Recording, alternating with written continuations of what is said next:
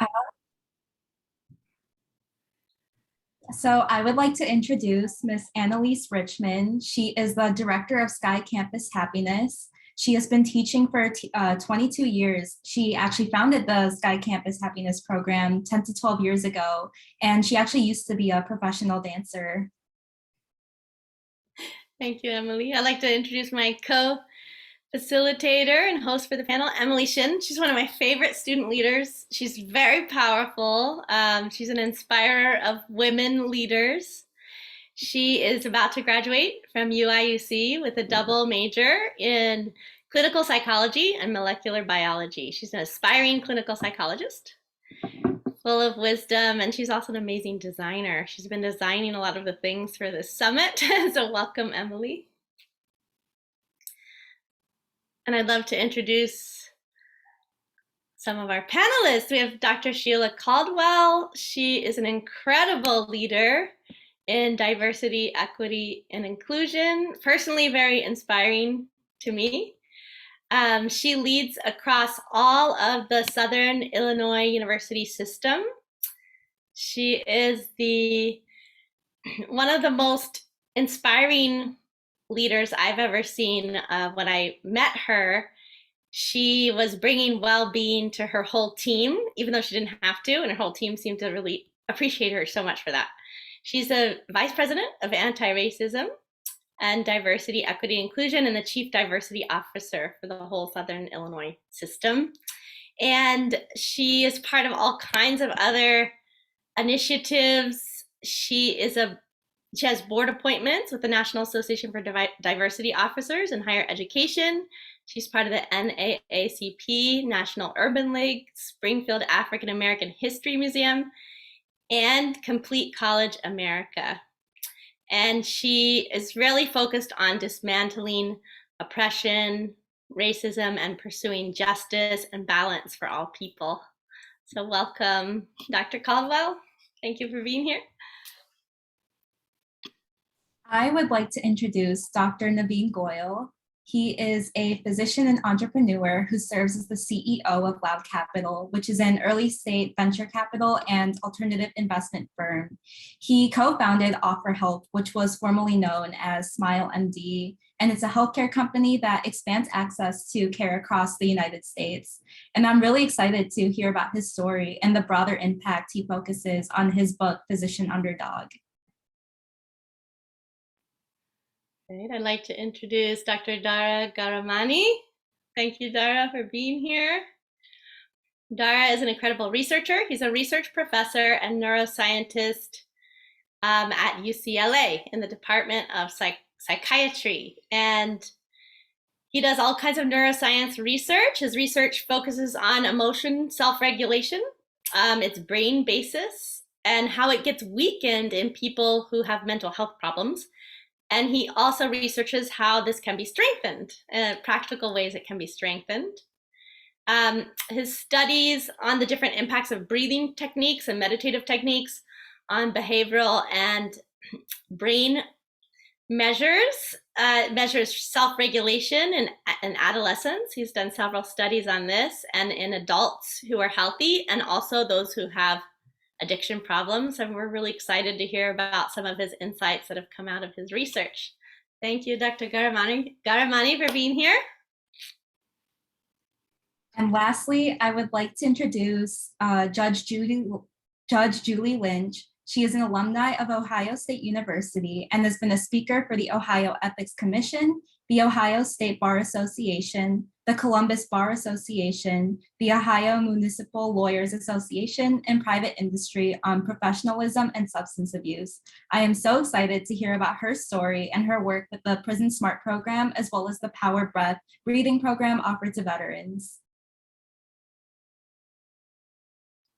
Awesome. Welcome. Thank you all for being here and taking the time to enlighten us. We're all really excited for this panel. So if you don't mind, we'll start with Dr. Caldwell. We wanted to first ask you, why do you think that well-being is important at this time and in higher education? Well, yeah, thank you for that question. I think it's very important. There was recently a Gallup poll done specifically for young Americans between the age of 18 and 29, which is the college going age. And they found that mental well-being is the worst it's been in the past 2 decades.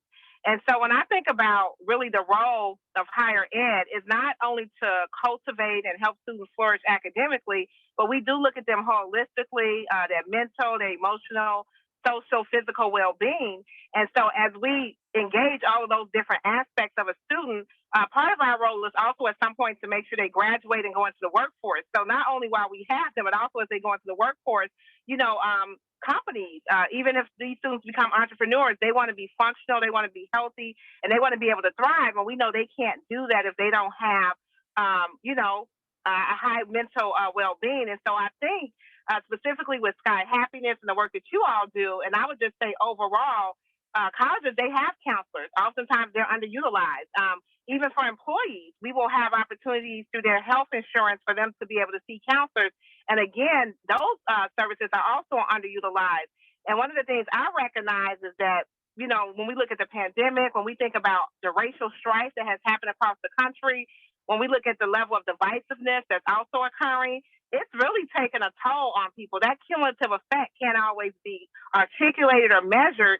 But, one of the books that I have given to individuals is that the body keeps score. So even though we may not be recognizing all the ways these things are impacting us, our body and our minds are reacting, and oftentimes not in healthy ways because the things that we're internalizing are not always healthy. So I think that this is really a time for higher education to take the lead and to make sure, again, that we're not just cultivating the mind academically and engaging different subjects, but we're making sure that students are whole, that they have people to talk to engage with, and really be able to thrive while they're with us so they can thrive when they, really go into the greater workforce and into greater society as they have children, that they're healthy beings and they know how to be vulnerable and to be honest and say, I'm not doing well and I am doing well, so they can get the help that they need. And I think that it's no shame in that because we are all experiencing the pandemic, the racial strife, the divisiveness together, and we can basically help each other together to overcome this. So that's what I would like to say about that at this time. It's beautiful. Dr. Caldwell, thank you. Would any of the other panelists like to comment on this? Why is well-being important at this time? And if you like to comment on higher education, but otherwise just well-being in general. Dr. Go ahead. Oh yeah, I'll comment. I think well-being is so I'm 45 years old. I've been through a couple of careers and had plenty of stress in my life, like many people. And one thing that I realized is well-being can really just be intentional about doing it. And it's very empowering to know at this day and age that anyone, wherever you are geographically, situationally, you can have the intention to go inside and give yourself a little bit of time with the goal of just taking care of yourself. We don't hear those words very often. And in fact, in medical school, never heard it. You never heard about nutrition. I can go off for a while on medical school, on the future doctors who are trying to help people.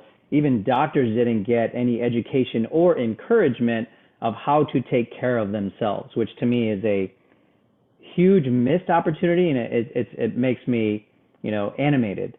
And I think the opportunity for higher education is very similar, where you're building foundations and you're building skill sets and habits and routines for, let's call them moldable and influential folks as they pursue whatever they end up pursuing. And so what if well-being is just spoken about and encouraged to say, you don't have to seek professional care right now at this moment. You don't have to buy certain specific foods or brands. These are just things we have to talk about and share. And the great thing is we all have those tools inside of us. And so when you realize that truth, which it took me a long time to do that, my goal is just to share those simple truths so everyone can leave and start giving themselves a little bit of permission to spend time on themselves.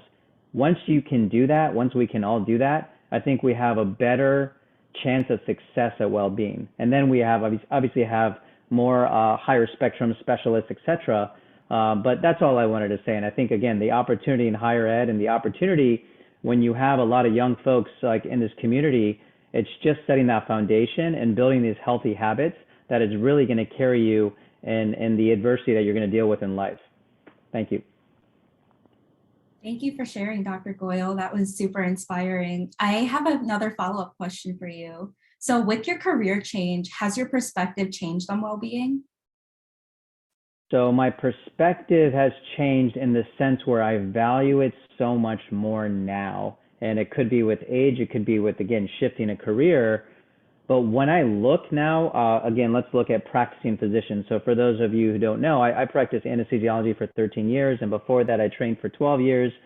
Yeah, it was stressful. And it was kind of an encouragement to like work hard and get through it. Don't sleep too much and all this stuff. And like, when I look back at that, that was not healthy for anybody. And no one is telling people not to be ambitious and not to learn all those books that we needed to do. But it was almost giving permission to like not take care of yourself. So all I've realized is outside of the medical, outside of the physician world, now I'm building culture as CEO in my own organization, and we invest in, and I get to get exposed to so many other industries outside of healthcare, where there's a lot of cultures and leaders who promote this, right? We hear of some perks in different companies that offer time or meditation and yoga and just fitness and all these kind of things. So what I've realized is there's actually a little bit more intention and permission to do it outside of the field of medicine. Not enough, but it's kind of it's like a breath of fresh air. And so what I'm trying to do is cling on to that and bring it to the mainstream. So I don't know if I answered your question, Emily, but that's kind of an initial thought that came to mind. Maybe, Emily, we can go to the question for Judge Julie. Yeah. So Judge Julie, what was a defining moment in your life when you realized some inner and outer changes were needed? Well, I would say the first one was when I was a stay-at-home mom with 3 kids and my husband left and I had a high school education and didn't realize I was pregnant with my 4th child. That was a very defining moment. That was the moment in which you decide you will be a survivor or you decide you will cave. And so life circumstances in almost all of our lives, no matter how young you are or how old you are, at some point life does hand you lemons. So you decide either to make lemonade or to just wither and die. But for me, that was the defining moment when I had to say, what am I made of? How am I going to take care of myself and my family? And what steps do I need to take to do that? And it all started with getting education. Education made the difference. I started at Ohio State taking 1 class and realizing I was pregnant with my 4th child. And I stayed in school, had that baby, took her to school with me for 6 months. I graduated double major, English and archaeology, graduated with honors and went straight on to law school and did that all in 5.5 years.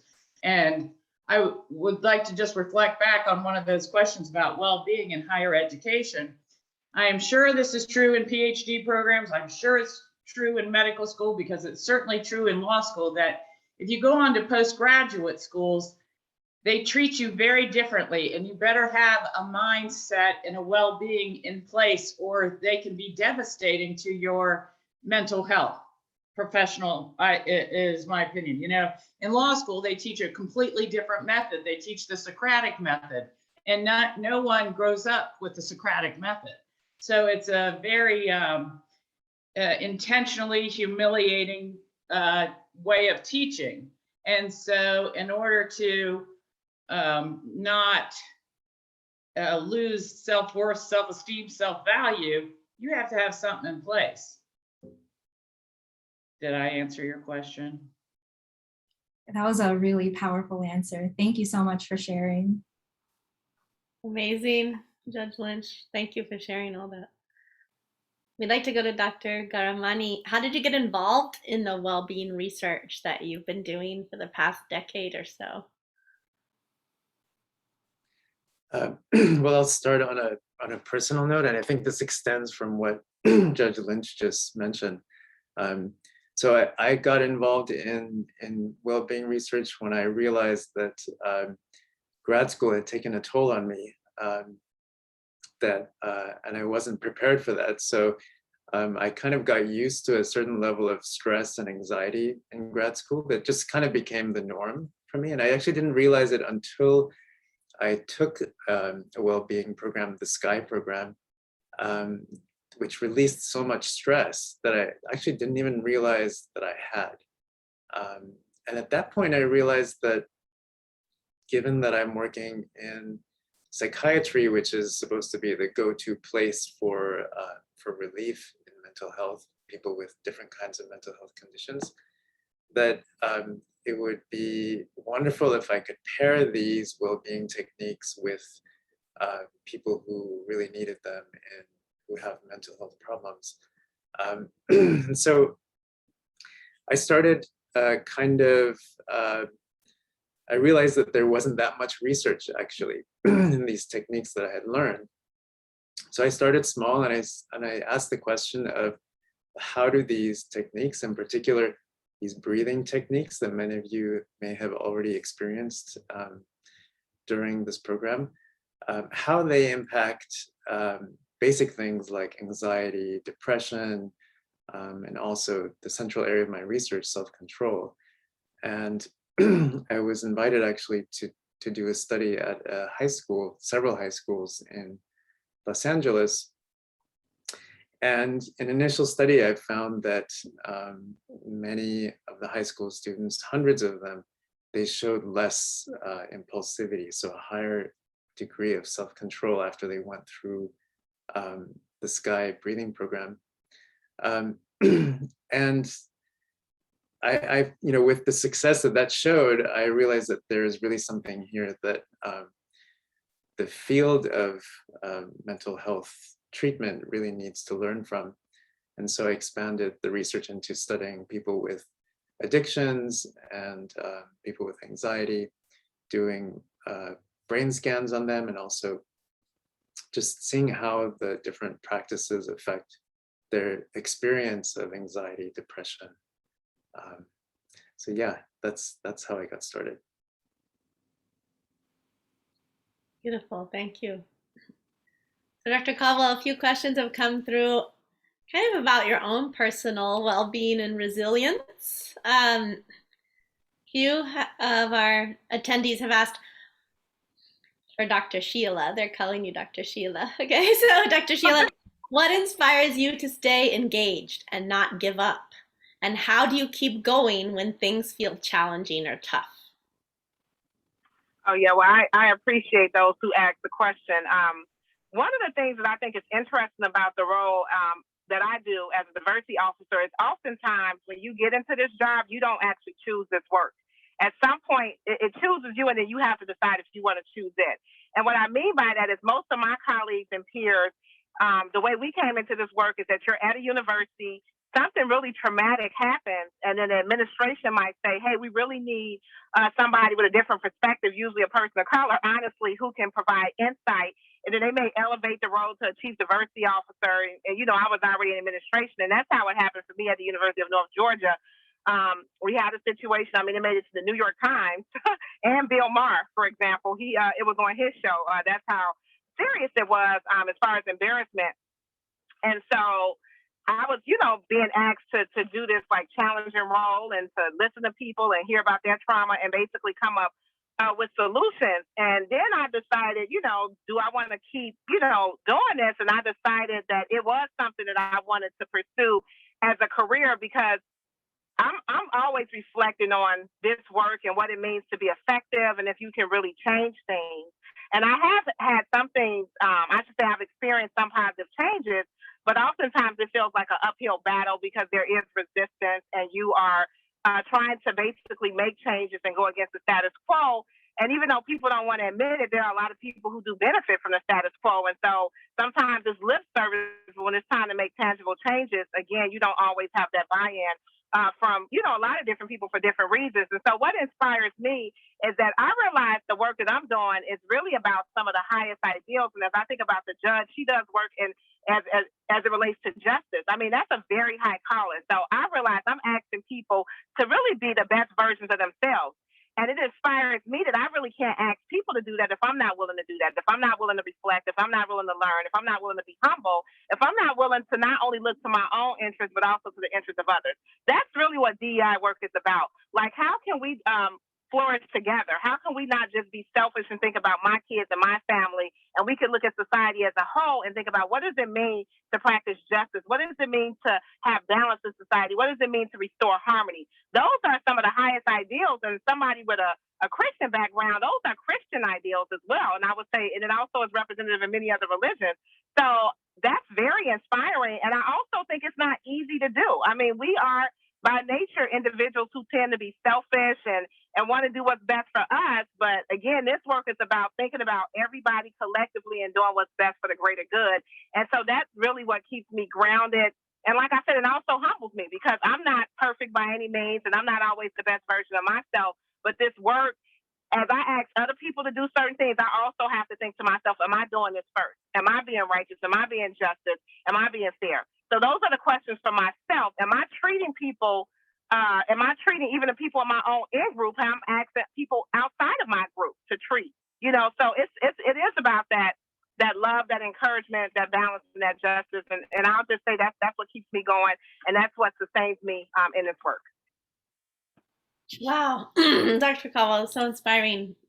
Embodying being a leader by example. That's super inspiring for all of us. So thank you. Going back. Thank you. Sorry. Going back to Judge Julie, you opened up a lot about your own personal struggles. So question for you is, how did you get into the field that you're in now, and what inspires you to stay? Well, I got into the field now because I was a non-traditional student when I went to school. And so I sat down and I just looked at my skill sets. And I was a child from the time I was about 10 or 11. I read a book a day. I read a book a day until I became a judge. And then I stopped reading books every day. But so for me, I had to sit and pick a field. I had to pick a field. It was never my intention to do this field. This field came out of necessity. So I sat down, I said, what are my skill sets? My skill sets had always been the advocating for the underdog. Even when I was never a lawyer, I wasn't a judge, I was just always the person that had a very strong personality and a very definite point of view that people came to me to advocate way before. So it was sort of between my love of reading, and you read a lot as a lawyer and you read a lot as a judge, it became natural. I had no medical in me. I'm a germaphobe. I don't like any of that stuff. So I had to sit down and, say what works for me. And so I became a lawyer, but I never intended to get into politics. That happened. I was in court one day in a local mayor's court, and that mayor, I never met him, wasn't involved in politics, didn't know him. After I won his case, he called me back in his office and he said, I'd like you to run for city council. And I was a single mom with 4 kids. I didn't know what that required. I just wasn't even sure how you ran a race, but you know what? I said to myself, and it is the lesson I would tell every young person or anybody that's has an opportunity presented to them, to not be afraid, to just, so for me, an opportunity came up and I said yes, not knowing the full extent, not knowing what it was going to require of me. But when I was on city council, I thought the city attorney was always giving the wrong answer. So I ran against him and I beat him. And then the governor appointed me to a judgeship, and then I ran, and I've been on the common pleas judge for 18 years. It was never, I did not set out to have this career. This was never my intention.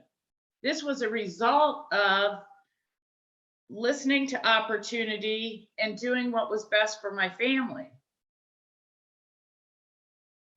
Wow. Thank you so much for sharing. I have a question for Dr. Goyle. So what is the biggest change you would like to see in healthcare moving forward? And what are some perceived challenges that you believe it will take to overcome to achieve this? Yeah, it sucks that I only have to say the biggest thing because I probably have 100 things. But if I had to really think about the biggest thing, it's really access to healthcare as we know it, and just access to what we don't focus on, which is like education, nutrition, and basic preventative. What we're talking about right now, well-being, right? Just educating on that is a big part. And so I was an anesthesiologist here at a large hospital system in Columbus, Ohio, is where I reside, and 1,000-bed hospital, very large, huge operating rooms, etc. And I would walk in every day.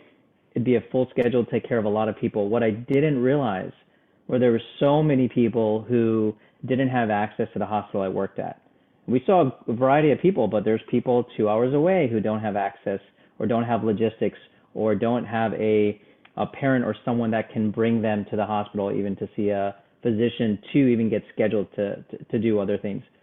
So it's opened my mind. Number one, I started a healthcare company that essentially takes care of a lot of kids on Medicaid. And so if you look at dental Medicaid, I'll give you an example of how bad it is right now.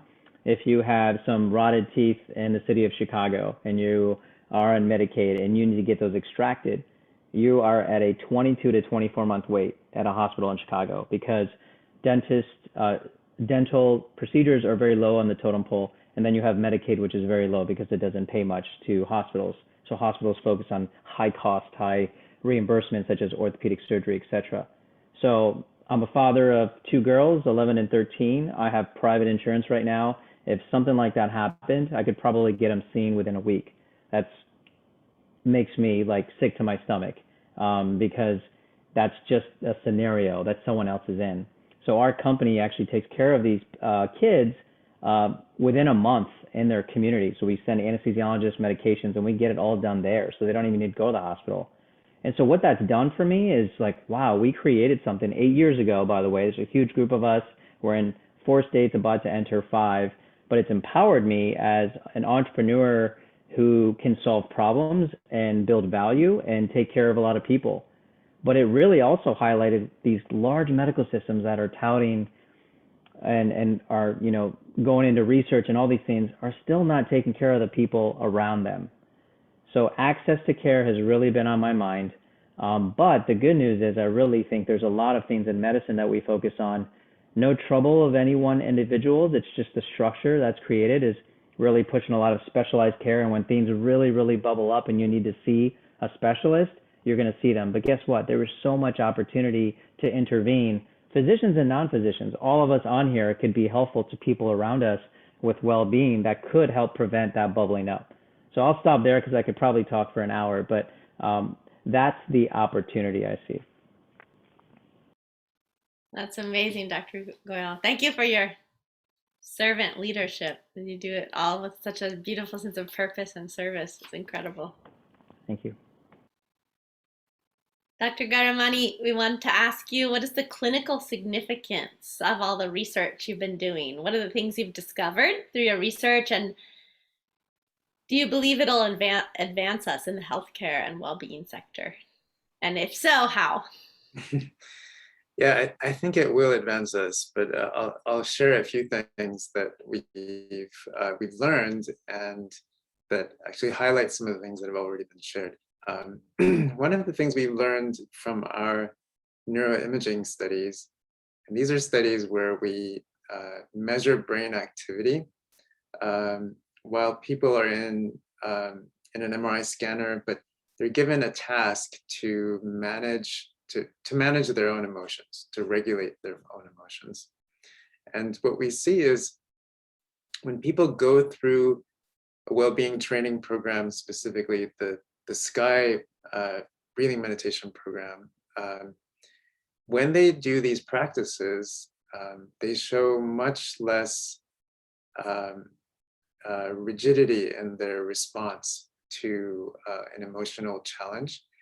And what I mean by that is that there is more resilience. So they may get exposed to something that's emotional, maybe a scene of something that's a little bit distressing.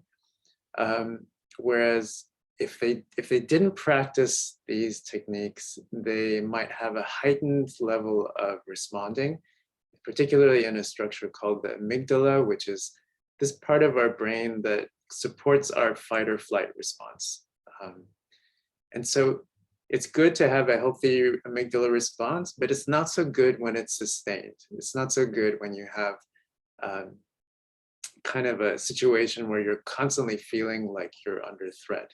We know there are all sorts of health problems associated with that. What our research has shown is that the amygdala actually quiets much more quickly after an emotional challenge, which signals that there's emotional resilience there. And so just to expand that out a little bit in terms of implications for healthcare, if we can practice techniques that afford this emotional resilience, it means that we will have more of a prevention focus. So having more prevention of chronic disease, whether it's mental health disease or physical health disease, will impact the healthcare system in the sense that it won't be as stressed. And so I think a lot of the conditions that people wind up with and puts them in the hospital are things that could be prevented through well-being practices and by taking care of themselves, and very similar to, say, common well-being practices that are widely known, like brushing your teeth. You know that you brush your teeth because you don't want to end up with tooth decay. Very similar approach could be used for mental well-being. And the other thing I would say is that we've been talking about the individual a lot in terms of well-being practices or intentions, but focusing on yourself, focusing on your own mental well-being really has a tremendous effect on people around you, on your community. And so let's say, for example, Dr. Goyle talked about the medical field where there really isn't a culture of self-care among doctors, but they're really in a field where they're supposed to take care of others. And so it's a bit of a challenge there where, if you can't take care of yourself, then, it makes it more challenging to take care of others. So it's a little bit like that, what we found in the airplanes where they say, first put your own seatbelt on first, and then put it on the others. I know we've heard that a lot, but there really is something to that. And I think the same can be said with well-being. Beautiful. Thank you. Thank you for all the research you're doing. It's awesome. Thank you. Dr. Caldwell, some questions have come up. In what ways have you implemented innovative well-being in your own team or teams in the universities? Well, one of the things, again, that I really appreciate Sky Happiness for is that they actually were a part of that. And the thing that was really interesting, I know that the good doctor just shared his research, but one of the things that I've paid attention to for years now as I've done diversity work is what they call racial battle fatigue. It was created by Dr. William Smith. And what he did was he basically was able to look at a lot of his African-American male colleagues specifically and saw that even though they had went to Ivy League schools, that they were doing really well financially, that many of them were dying premature deaths. I mean, like in their 50s and 60s. And this happened across higher ed. He was looking at Ivy League schools, selective institutions, like whether it be Harvard or the University of Michigan. And he was like wondering, like, why are these men dying early? And what he did was he basically started interviewing them, and then he just was listening to their stories and their lived experiences in these spaces. And what I know from the research is that people who feel like they're on the margins, whether it be LGBTQIA community members, people who are disabled, women, sometimes depending on the context, people of color, they experience what they call stereotype threat, where you So like a stereotype might be fulfilled. Clyde Steele, that's his data, and Joshua Aronson. And so you basically fight against that. And we heard about the fight or flight response. So people of color and people who are on the margins, they're constantly trying to figure out where these threats are coming from, and they have this heightened anxiety, right?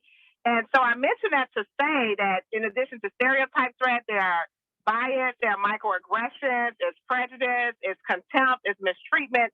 And these type of things are not necessarily happening like 1 week and then a month later. They could happen, successively throughout the week. And so when I thought about specifically your data, that it helps decreases things like heart disease and stroke and resentment. We don't talk a lot about resentment, but when people are mistreated over time, they sometimes feel resentment, stress, toxic stress. The data show that you all, specifically Sky Happiness, those breathing practices, those wellness techniques, that they help decrease that. And the reason why that's important to me is because actually the lifespan of a diversity officer in higher ed is about 3 to 4 years. There was very high burnout. And so when I think about the previous question is, what inspires me to do this work? One of the things I imagine is that, everybody on this call, we have diverse backgrounds. You can just look at us and tell that, not to mention if you listen to our stories, we're very diverse. But one of the things that's imposed on us, specifically we live in this country, is the burden of the residue that has come from years and years of racial strife and policies and structures. And so I think about, what does it look like for us to be able to have a gift to the next generation that they're not burdened in the same way. That's another reason why I do this job. How can I relieve burdens? How can I alleviate burdens? So even if you're dealing with this, it's in a lesser degree than what I dealt with it. I have 2 daughters too, who are 15 and 16. I don't want them to deal with the same things I dealt with. My ancestors made it so I don't deal with things in the extreme that they did.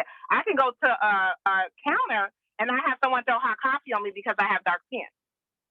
Not to say that those things are completely eliminated, but they're very rare, even though, police brutality is very common. There are things that happened in the 60s that because of the sacrifices of our ancestors, we don't have to deal with.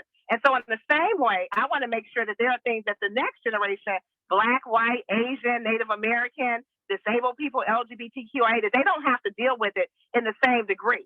And I mention that is because another thing that I appreciate when you talk about being creative, that the Sky Happiness Retreat helped me with, is just acceptance.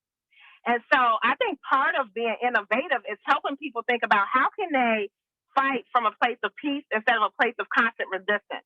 And so one of the leadership principles you all shared was, what does it look like just to accept things as they are? Not to mean that you're okay with it, but now I fight from a place of acceptance, because this is what it is, and how can I move the needle forward instead of this resistance constantly in my mind, this tension. It shouldn't be this way.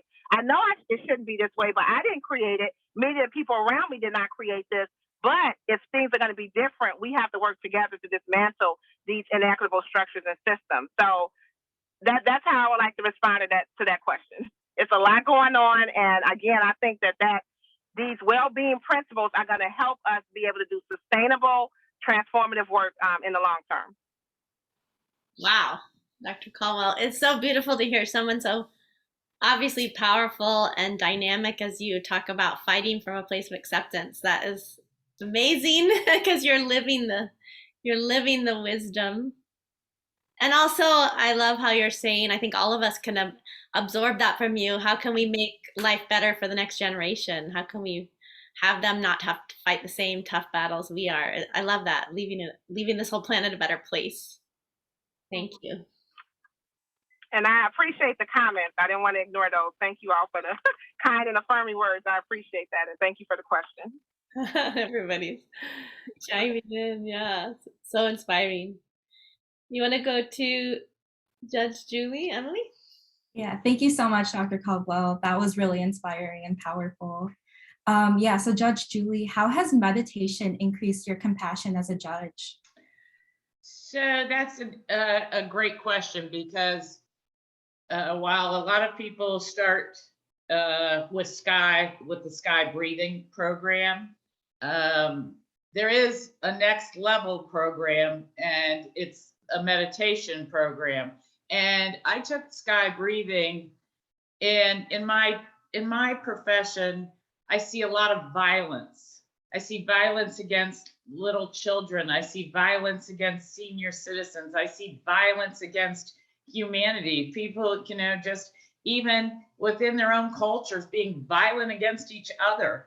And when you see horrible, horrible things happen to people on a daily basis, it does change your perspective about, kindness.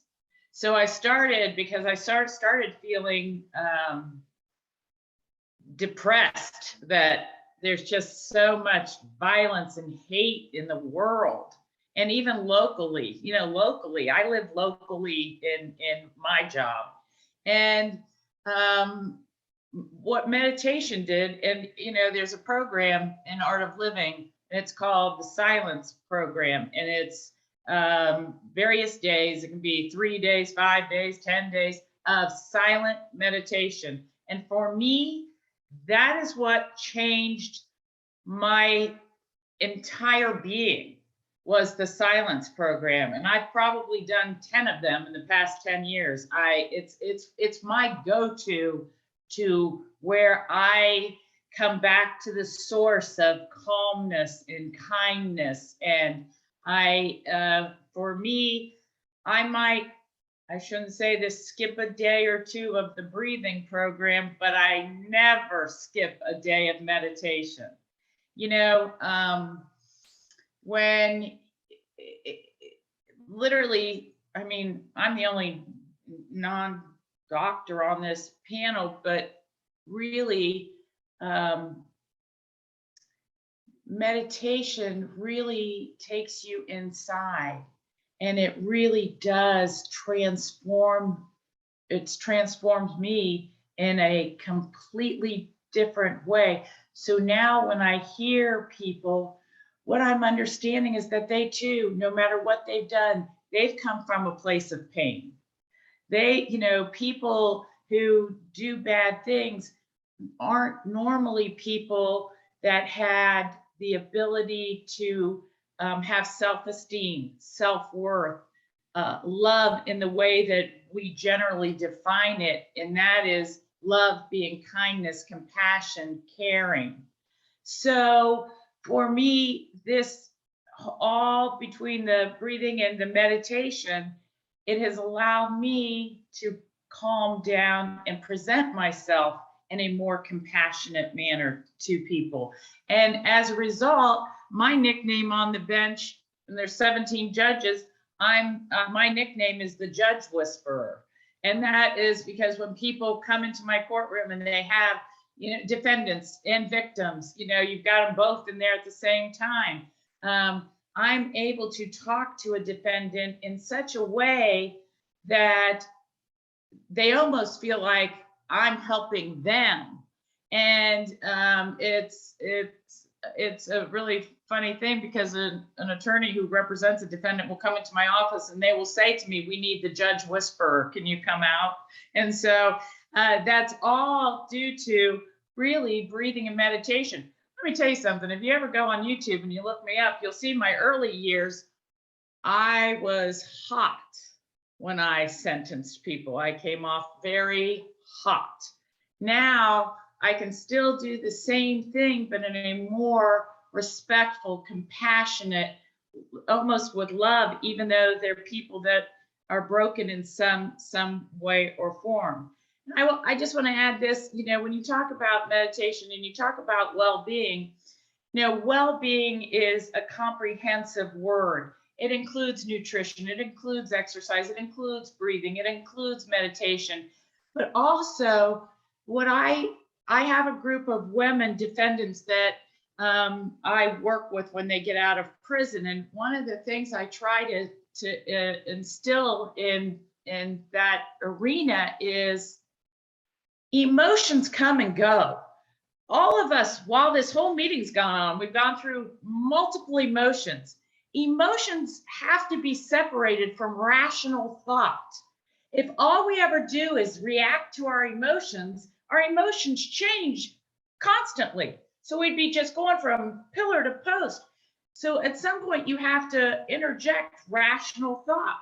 So I will just give this as an example. If you're a diabetic, but you love to eat ice cream and sugar and all the things that they tell you not to eat, emotionally, some of us eat to fill an emotional void.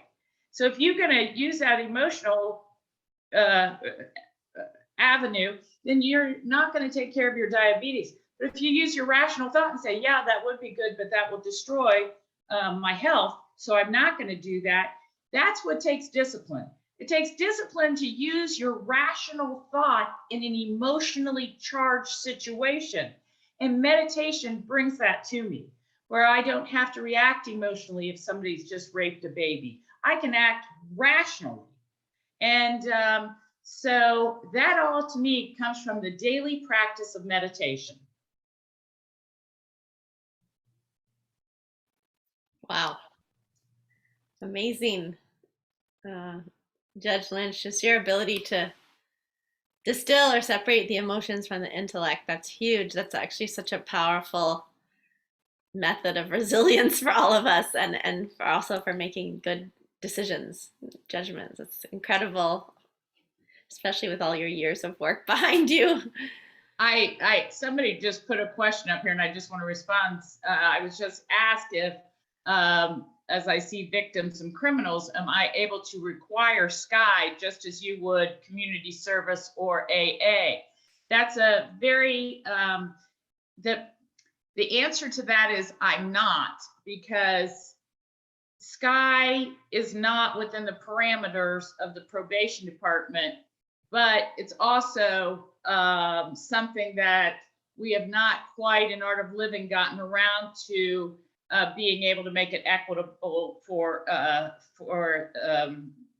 people. That we don't have a free program of SCI. That's the bottom line. However, I have with the veterans, when I have veterans in my courtroom, they're a little bit different, and many of them want to take the Veterans Power Breath program, but that too is not a regular program. That's a hit or miss, so I can't refer them to that program because it's not always offered.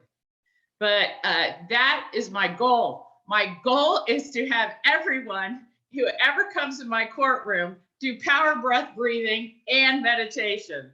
So that might be an intention that we need to start trying to develop, because that is what the Prison Smart program is. The Prison Smart program allows facilitators to go in and teach both of those, to the power breath program and eventually a meditation program. And I work tirelessly trying to get the state of Ohio to wake up to the benefits of having it be systemic in the prison systems. You know, when you send someone to prison, the first thing they do when they're admitted is give them a drug to go to sleep. So they start them on medication, and then there's a million different, medications. And, you go in and you talk to them about the power of breath and the power to change your emotions through breathing. And, to follow that up with the ability to find themselves through meditation, you really could transform prisoners. And that is, I will work till I drop over trying to get that program systemic throughout the state of Ohio. I know that was a little off brand, but I just had to add that. That's awesome, Judge Lynch. Thank you. There is a question in the chat. What's the difference between breathing and meditation? Maybe Dr. Garamani or Dr. Goyal, you can speak to that. Maybe I'll go first. Yeah, so breathing meditation specifically, we also, in the academic world, we call it controlled breathing. It means not just paying attention to the breath, but actually manipulating the breath or controlling the breath. So this is a tradition mostly from the yoga tradition going back thousands of years, based on an observation that by changing your breath, you can also change your state of mind and the state of your body. And so that's one type of breathing meditation, which is the controlled meditation, controlled breathing meditation. that includes some of the breathing techniques that Judge Lynch mentioned that are taught on the SKY program. There's another form of breathing meditation, which is more about bringing awareness to the breath. So sitting quietly with eyes closed and drawing your attention continuously to your breath when it drifts away. That's typically used in various sorts of mindfulness meditations that you may have heard. And then there are many different kinds of meditations, and Annalise is an expert in many different kinds in terms of teaching many of them. And it's a little bit like exercise. There are many different kinds of exercise, many different sports, but they all kind of have the same effect of increasing well-being.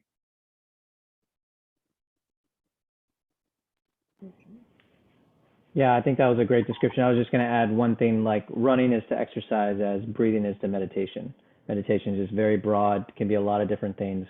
Breathing is something that we all can hear or see or feel and talk about and control and bring awareness to, and seems to be very effective. But it's, I thought he described it very well, Dara. Thanks.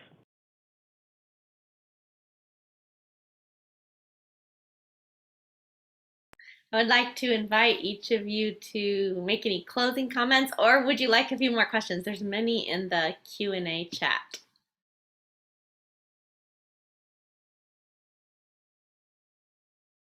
See, I have one that is an interesting one. As a contractor, my job demands to move to different place every 6 months. It always feels like a start over. I have to build new connections and be with new people. How do I deal with this career or location change and stay centered? Basically, as a contractor, moving every 6 months always feels like a start over. How do I feel connected, build connections, and deal with that career change and stay centered? Yeah, I'd love to input on that if I can, because again, it's the realization that I've had, again, switching careers and being in different environments. It's really accepting and embracing that every day is going to be different. And it sounds so simple, but before I feel like I was working towards a predictable world, a predictable career, a predictable group of people that was stable, or I had hit my goals. Now it's more, hey, I know there's a lot of things outside of my control, and it's just coming with that attitude of embracing it. And I feel like probably 10 different people told me this growing up, and that same message. It just means a lot, means different, it goes deeper for me. But I feel like that sounds stressful, by the way, every 6 months as a contractor moving into a new environment. But there is opportunity in that. It's these, I talk to a lot of high schoolers, colleges, and professional students, et cetera, about soft skills we don't focus on. We focus on studying hard and working hard towards, again, these goals, versus focusing on skills that whatever environment you're dropped into tomorrow, it's just about embracing it. It's not a negative. It's just you don't know it, and that can be scary. So I don't know if that was helpful, but I'm just trying to describe that even though you're a contractor and you're moving every 6 months, sometimes I'm not moving anywhere, but I feel like every day is very different. And how do I adapt to that? Beautiful. Thank you for sharing from personal experience too. Now we're coming to the close of our panel. Each of you, you're such busy people, so thank you for making time to be with us. I personally have been so inspired by each and every one of you. And each of you are such a leader and a change maker in your field.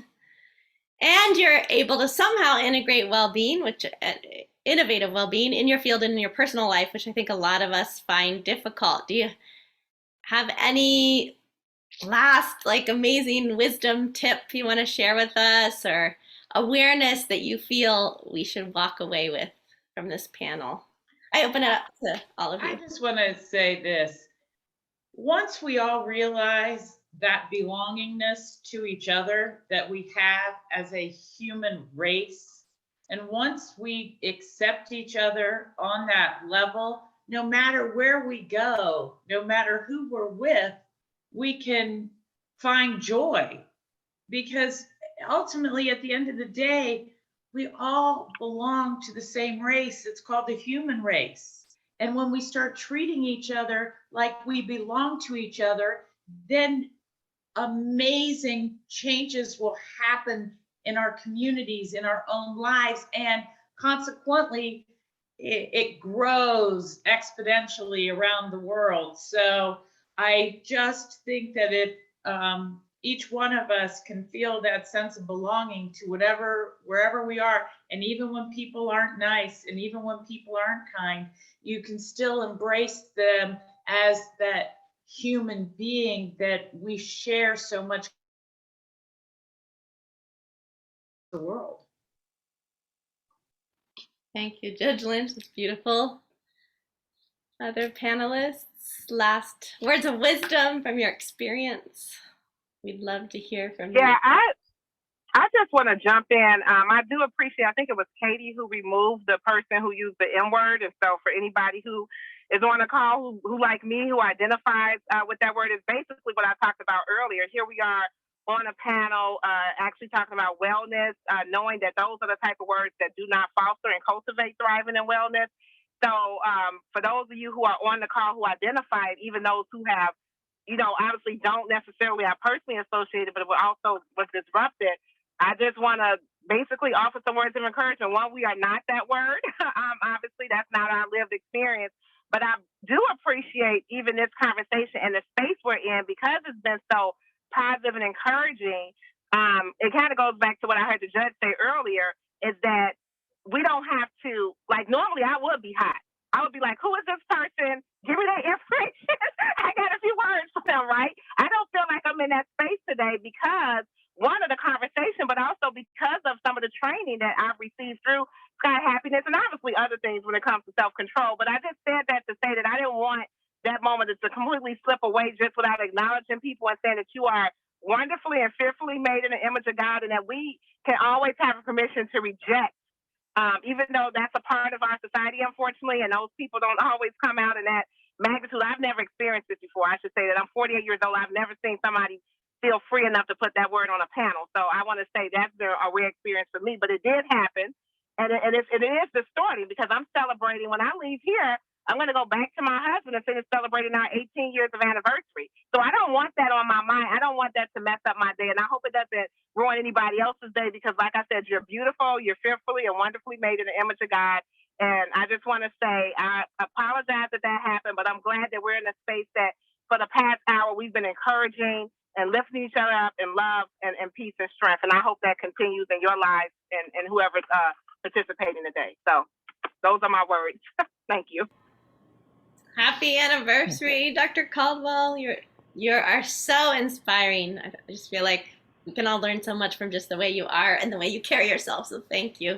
Thank you for sharing yourself, and happy anniversary. Yeah, happy anniversary. I would like to say just one brief thing, because I know it's 4:00. One thing I've realized lately when I talk to younger folks or peers or people wiser than me is when I use the words "give yourself permission" and then you complete the sentence, it really brings down the guards of both sides. And I've just realized that. So I do a lot of posting on LinkedIn and try to share a lot of positive experiences. But when I'm even talking to people, the same point, but I say, give yourself permission not to go to the gym every single morning if you feel tired. Give yourself permission to rest. It has really sunk in. I just wanted everyone to just think about that. If they don't use those words, it is incredible. It's incredible for myself, and it's incredible for others. And just like Dr. Caldwell said, trying to make the next generation better, I feel like starting to give permission to take care of yourself can be one step to doing that. So thank you very much for having me, by the way. Thank you, Dr. Goyal. Your whole life journey has been such an inspiration, just how you took what you saw as a problem and turned it into a challenge, that you're just providing such a needed service at this time for society. So I hope your whole system and company gets replicated all over. It's wonderful to see your work. Dr. Garamani? Gosh, everyone has said such amazing things, and really all I feel right now is I'm just grateful for all of your perspectives and your points of view and what you shared so far. I think that it's an amazing space that you've all created today, and I hope that this continues. I hope the conversation continues. Thank you, Dr. Garamani. Thank you, panelists, for being here. I want to thank Katie and Nina for making this whole panel happen. They're incredible leaders, women leaders, powerful women leaders. Thank you, Nina and Katie. Thank you, Emily, for also helping put together this whole summit. And I think a lot of people are saying they have tears of inspiration. So thank you so much for being with us today. Dr. Caldwell, Dr. Goyal, Judge Julie Lynch, and Dr. Garamani. And I just want to say also, thank you so much for coming. It's been a pleasure hearing from all of you, every single one of you. You're all doing amazing things. And especially now, it's just the work you're doing. It's so important and you're making a huge impact. So thank you for being a change maker. Thank you. Thank you all. Yeah.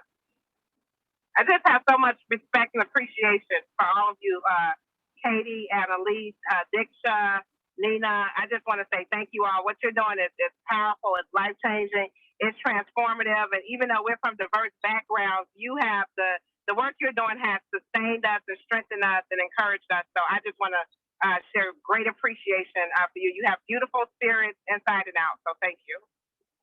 Thank you, Dr. Caldwell. That means a lot coming from you. Thank you, everyone. We're going to take a little break, I think, for 10 minutes, and there'll be the next panel. Okay. See you soon.